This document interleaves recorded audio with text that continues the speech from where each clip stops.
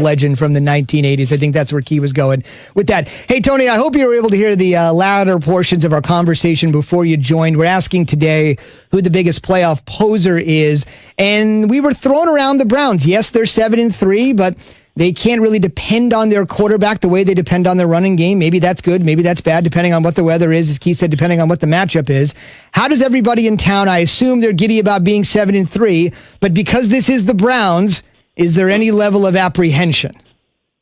I'm sure there's some for some people, but right now, guys, we're just enjoying it. It's been football hell here for the last 20 years. We haven't been to playoffs since '02. The Browns are aligned for the first time in a long time. Ownership, Chief Strategy Officer Dee Podesta, Andrew Berry and his crew in the front office, and Kevin Stefanski, the coach.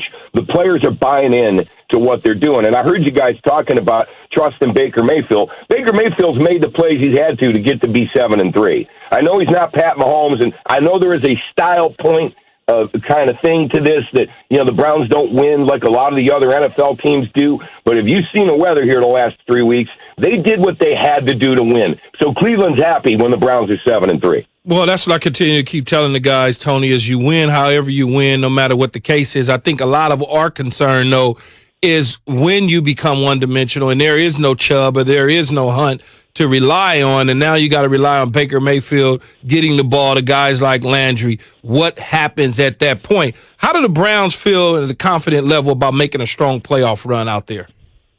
They're a confident team, and I'll tell you, Stefanski's just been a godsend here. He has got this team believing in themselves. And guys, to the point about Baker, he had to play big in Cincinnati in that game about a month ago, and he led a drive at the end of the game with 40 seconds left to win that thing against Joe Burrow. So we've seen him do it in the past. He just hasn't been asked to do it in the last 3 weeks. He's also learned third year in a new offense for him. He's been in the league 3 years. He's had 3 different offenses, and it was during a 2020 global pandemic without preseason and everything else. So, I think the jury's still out as far as Baker goes, but the Browns are confident they can run it on anybody. All right, so Tony, talk to me here. Is Baker Mayfield the long-term answer? We don't know yet, and I know that the Browns are going to take the rest of this year to figure that out. We do expect them to pick up his fifth-year option next year, but as far as getting a big old contract like Patrick Mahomes or Deshaun, we're going to have to wait and see on that. They want to give him this entire season. I know at times he has made mistakes, but the last thing the Browns want to do is go back to the well looking for a franchise quarterback. Well, it's interesting about that, Tony, because they didn't have that reservation, obviously, about Myles Garrett. Where are they at with Denzel Ward in a long-term situation? Well, they like Denzel Ward a lot, but unfortunately, he's had problems staying on the field.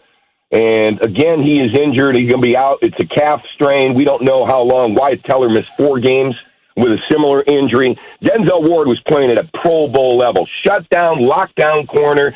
He had guys on an island for most of the game last week, and I think he gave up 3 passes, 1 for a first down. So they love him. I think Nick Chubb is going to be in line maybe for a long-term deal. I know people are like, whoa, he's a running back, but this is a different player. He represents everything the Browns are looking for in tough, smart football players. So I think Chubb is on line for that. Tony Rizzo is joining us on the Shell Pennzoil Performance Line. Pennzoil synthetic motor oils are made from natural gas, gives you unbeatable engine protection. The proofs in the Pennzoil based on Sequence 4A wear test using SAE 5W30.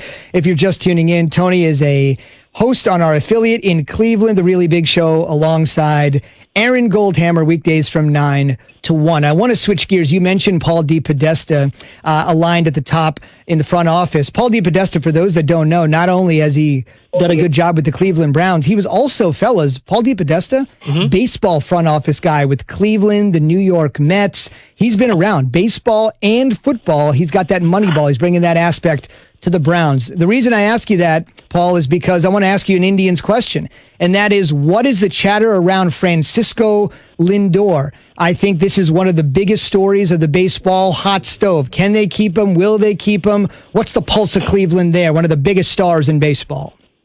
Well, we are resigned to the fact that the Indians are going to trade Frankie. The Indians lost $100 million last year, as did a lot of teams in baseball. The Dolan family, great people. They put a great product on the field. But financially, they don't have the same resources as the Dodgers and the Mets and the Yankees. So they're looking for a partner right now. There may be a scenario where they don't get what they like, and he plays here and then walks. But he's got 1 year left on a deal, and the Indians right now are burning up the phones trying to find a deal for him. You know, the big-name players in baseball haven't really produced. Those big contracts haven't produced a lot of championships. But we love Frankie, and Cleveland's going to hate to see him go, but we feel like it's inevitable. Yep. Tony, I got asked a question the other day, and I think it's important that our viewers get a chance to hear what your taste is. It may be a cultural thing, but I'm going to throw it out there. Are you a sweet potato guy, or are you a pumpkin pie kind of guy? Sweet potato pie or pumpkin pie? Serious question. Yes. Which one? Yes. If you had to choose one, Yes. which one? I'll go sweet potato pie because of the holiday, but pumpkin's good. I think I'm burned out on pumpkin, man. I got to put whipped cream on it and ice cream and everything else. I've eaten so much pumpkin. I like sweet potato. What kind of spices are you using? Is it sweet potato? Like, Key, you know, this kind of stuff I like when you talk sweet. about Key. Okay. Yeah. Oh, I like sweet. Sweet potato pie. Don't bring a pumpkin pie to my crib, though. Yeah, I'm not. Not sorry, whipped cream. Disrespectful. No, I don't. I don't like. Key, are you cooking? Key, you cooking tonight? I'm starting. I was telling Jay I'm going to start about 3 a.m., 4 a.m. in the morning. Yeah, I'm getting down. I'll be in there, you know. Hopefully I don't fall asleep. because at that time, you know, you turn on the heater, you kind of get it warm going, and you cook it at the same time, and you at that time in the morning, you up by yourself, you kind of bored, you might decide to go to a little bit of the brown liquor, and then the next thing you know. Thanksgiving morning, you're allowed, man. You're allowed. Jay, I told Keyshawn yesterday on our show, I said, we're going to have a new show called Cooking with Key. I'm telling you, Chef on Key. ABC. Man, we get all these Cooking videos with every Key. single day, Tony. It's incredible. It's really incredible. Yeah. The kid, he is a talent, man. No question. Hey, Tony, have a great